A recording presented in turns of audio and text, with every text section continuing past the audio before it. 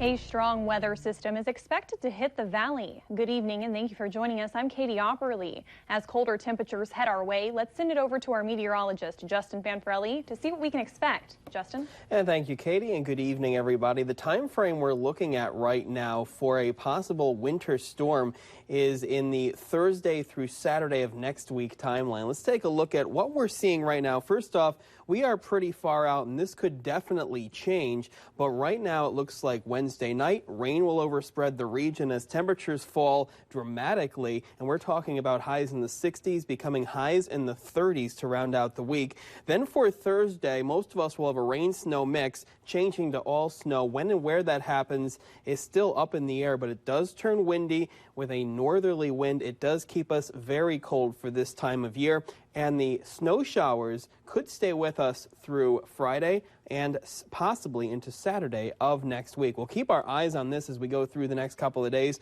Right now, pretty mild outside, upper 40s to lower 50s, and we do have partly to mostly cloudy skies, maybe some scattered showers around. We will clear out, have a nice and sunny day for the day tomorrow with high temperatures getting into the mid-60s. We'll show you the maps and what we're expecting in the hour-by-hour forecast on that possible winter storm that's coming up a little later on in the newscast. All right, thank you, Justin.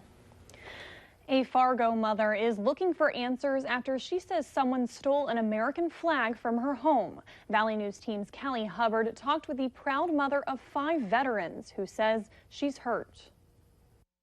The flag is an important item in my life. For over a decade, Diane Widhelm has been waking up to this, an American flag flying proudly outside her home. I am proud to be an American and proud to be a military mother. Her 5 sons were all enlisted. Army, National Guard, 2 in the Navy, 1 in the Air Force, and 1 in the Marines, all over. And she's still involved. I volunteer at the vets at the VA up in North Fargo. I enjoy and love to visit and chat with the veterans that come in. Last Sunday morning, something was a little off at Plumtree Squared condos in Fargo. Because usually I can lay in bed and I can hear it if there's a wind. I can hear flopping. And it just wasn't there. Widhelm woke up to this, an empty bracket. I walked around the area. I checked the dumpsters, the bushes, other decks.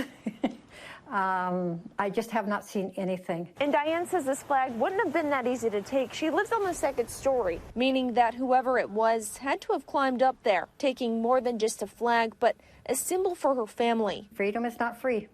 Now she just wants to know who did this and why. In Fargo, Callie Hubbard, Valley News Live.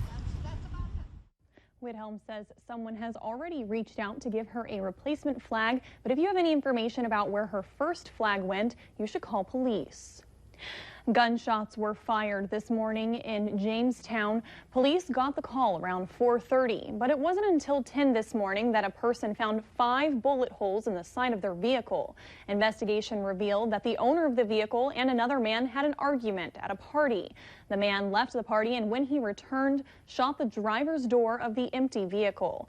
A 22-year-old man has been arrested and is being held on felony charges. One man was killed last night after being hit by 2 vehicles in Chisago County. Officials say 19-year-old Emmanuel Lemus Soto was standing on the stripe dividing the 2 southbound lanes of Interstate 35 in Wyoming, Minnesota, when he was struck by a vehicle in the right lane. Another vehicle in the left lane also hit him as he was now lying in the road. The drivers of both vehicles were not hurt. A Fargo man needs your help after someone stole his generator and he caught it all on camera. Take a look at this video. You can see someone wearing a hat and a dark hoodie go into Joel Engen's backyard in South Fargo. They're gone for just a moment, and when they pass by the camera on their way out, you can see the person walking off, and this time they're carrying the generator. It really disappoints me in a way. I mean, I never thought that I would be the victim, and having stuff not be missing for over 2.5 years that I'm here, and then all of a sudden have something like that go missing is very disappointing. Engen says he filed a police report and is asking anyone with information to contact police at 701-241-5777. A West Fargo woman is frustrated after having medical supplies stolen from her diabetic daughter. She contacted our whistleblower hotline in hopes of putting an end to this reoccurring problem. Valley News Team's Courtney Lockie sat down with the mother, who says it's a tough situation to wrap her mind around. Skylar Schultz is 9, almost 10 years old, and she's tougher than she looks. 2 years ago, she was diagnosed with type 1 diabetes. It was still very hard to hear. And she didn't know what it meant. She didn't know why I was taking it so hard, because I knew that our whole life was about to change. As a single mom, going to school and working nights as a nurse, Jody has a lot to juggle. She says this device helps lighten the load and manage the diabetes. This week, someone stole an entire month's worth of supplies from her apartment in West Fargo. And she tells us this isn't the first time. She wouldn't necessarily die without it, but it's impacting her quality of life. With nowhere to turn, Jody wrote a note on her door asking for the device to be returned. She also reached out to her landlord, but says there wasn't much they could do. This is the case at a lot of apartments, where important packages are extra vulnerable to theft. It's as simple as this. At any time, anyone can walk into this entryway, no key or passcode needed.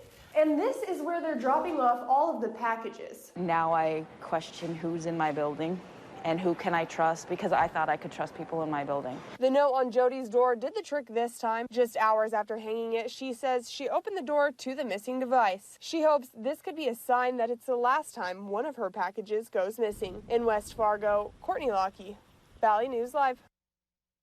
If you're worried about someone stealing your packages, many apartments have the option of delivering to the main office for safekeeping. This story came to us through our whistleblower hotline. If you need help uncovering fraud and corruption in your community, call our whistleblower hotline at 701-237-6576 and leave your tip. A member of our investigative team will get on the case and go to work to expose the truth. Gigi's Playhouse Fargo hosted their 2019 Walk and Fest today.